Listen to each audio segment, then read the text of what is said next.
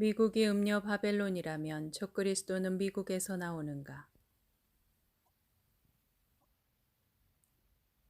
다니엘은 미래에 나타날 제국들을 해석하고 환상을 보았다.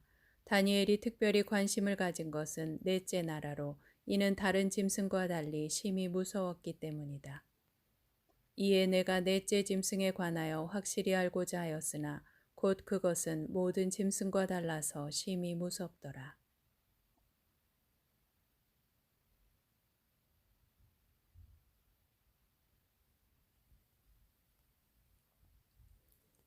넷째 나라에서 작은 뿔로 상징되는 적그리스도가 나온다. 넷째 나라는 로마 제국을 상징하지만 지금은 로마 제국의 후예 시대인 열 발가락의 열국 시대다. 짐승의 나라가 여기서 나온다. 특히 요한계시록은 음녀 바벨론 국가에서 짐승이 나올 것을 예고한다. 따라서 음녀 바벨론이 어느 나라인지 아는 것이 중요한 주제가 된다. 왜냐하면 계시록은 음녀 바벨론에 대해 비중 있게 기록하고 있기 때문이다.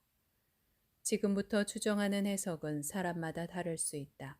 성경 구절 하나를 두고 주석가들마다 다르게 해석한다. 예를 들어 흰 돌의 정체에 대한 주석은 수십 개나 된다. 하지만 주석가들은 서로 다른 주석들을 인용할 뿐 비난하지는 않는다. 필자의 해석도 참고만 하시고 이런 관점도 있구나 정도로 이해하는 것을 권면한다.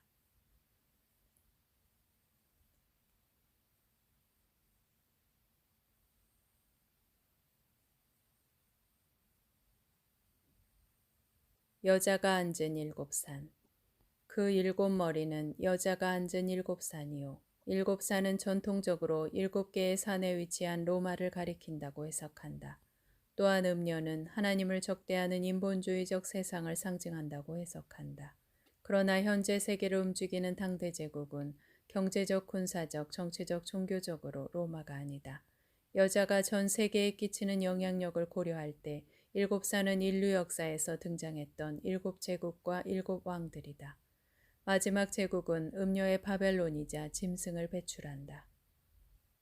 음녀가 앉아있는 물. 내가 본 바 음녀가 앉아있는 물은 백성과 무리와 열국과 방언들이니라. 백성, 무리, 열국, 방언은 모두 전 세계를 의미하는데 음녀가 모든 나라, 모든 인류에게 영향력이 매우 크다는 사실을 보여준다. 현재는 미국이 이런 역할을 하고 있다. 땅의 왕들을 다스리는 큰 성. 내가 본 그 여자는 땅의 왕들을 다스리는 큰 성이라 하더라. 현재 땅의 왕들, 세계를 다스리는 국가는 유엔인가, 미국인가, 유럽인가, 러시아나 중국인가. 현재 군사적으로, 경제적으로, 정치적으로 세계를 다스리는 나라는 압도적으로 미국이다. 세계의 상품을 사주는 큰 성. 음녀 바벨론 성이 무너지자 상인들이 울고 애통해한다. 땅의 상인들이 그를 위하여 울고 애통하는 것은 다시 그들의 상품을 사는 자가 없음이라. 미국의 인구는 3.8억 명으로 세계 인구의 5%에 지나지 않지만 GDP는 20조 달러로 세계 총 80조 달러의 25%에 달하고 모든 나라가 미국과 무역으로 막대한 달러를 벌여들인다.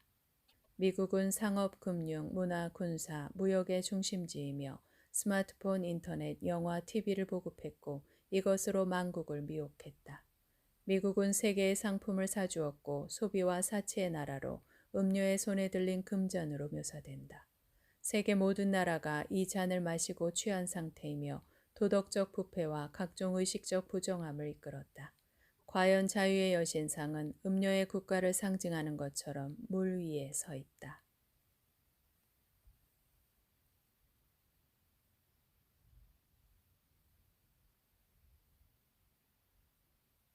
음녀가 붉은빛 짐승을 탔다.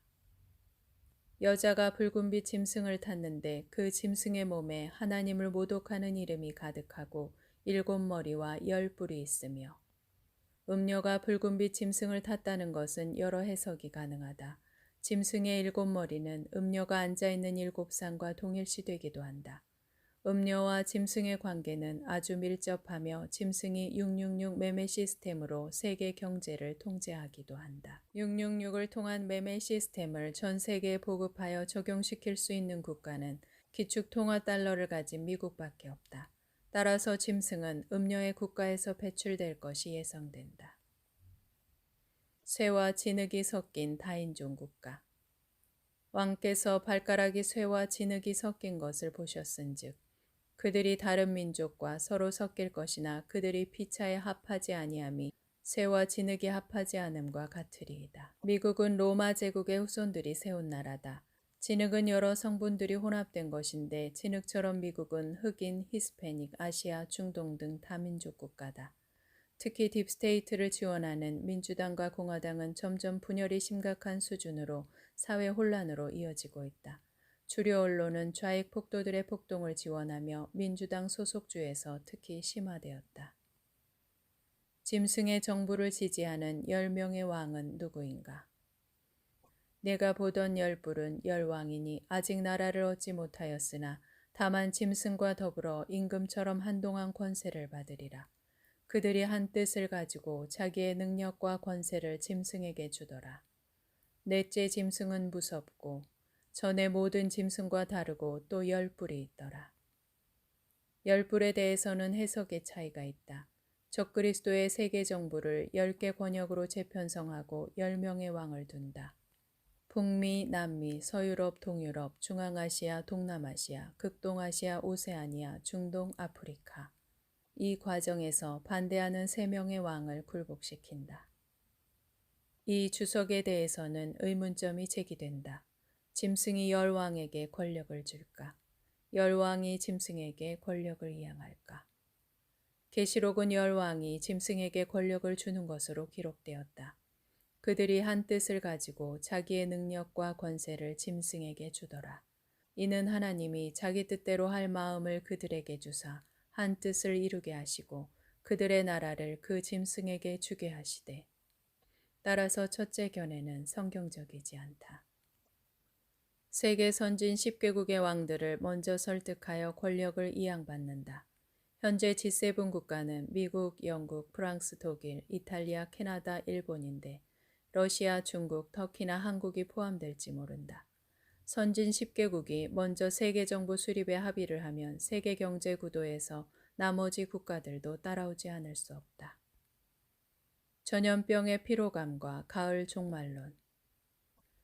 9월 21일 CNN은 보건 전문가들의 말을 인용하며 정치적 의도로 반트럼프 선동을 계속 이어갔다. 그들은 트럼프를 낙선시키기 위해 전염병을 확산시키고 공포를 조장해왔다. 베일리 의과대학 피터 호테즈 학장은 백신 연구학자로 이번 가을을 두고 종말이 올 수 있다는 경고를 했다. 올 가을이 종말처럼 변할 수 있다. 한편 트럼프를 지지하는 2,700명의 복음주의자들은 전염병을 정치화하는 것을 중단하고 백신 접종을 촉구했다. 세계는 여행이 통제되고 봉쇄되어 전반적인 피로감에 쌓여 있다. 사람들이 실증이 나고 불평하기 시작했다. 백신이든 어떤 것이든 빨리 바이러스가 종식되기를 기대하고 있다. 상황이 더 악화되면 새로운 지도자, 새 질서를 요청하게 될 것이다. 미국은 11월 3일 미국 대선을 앞두고 트럼프의 지지율이 증가하자 딥스테이트 진영은 위기의식을 느낀 것으로 보인다. 그들은 트럼프에게 4년의 임기를 더 주려고 하지 않을 것이다. 미국 대선을 전후하여 미국이 큰 어려움에 처할 것이란 경고와 음모론이 여기저기서 나오는 이유다. 큰 성 바벨론이 무너질 것은 계시록의 예고이기도 하다. 2020년은 여러 가지 이유로 종말을 표시한다. 어떤 식으로든 이제 평화의 일막이 끝나고 공포의 둘째 구역으로 들어가야 하고 그럴 때도 되었다. 그때 짐승은 종교적 자유를 박탈할 것이고 자유경제체제도 변경할 것이다. 이 가을 시즌에 어떤 일이 일어날지 하나님만이 아실 것이다.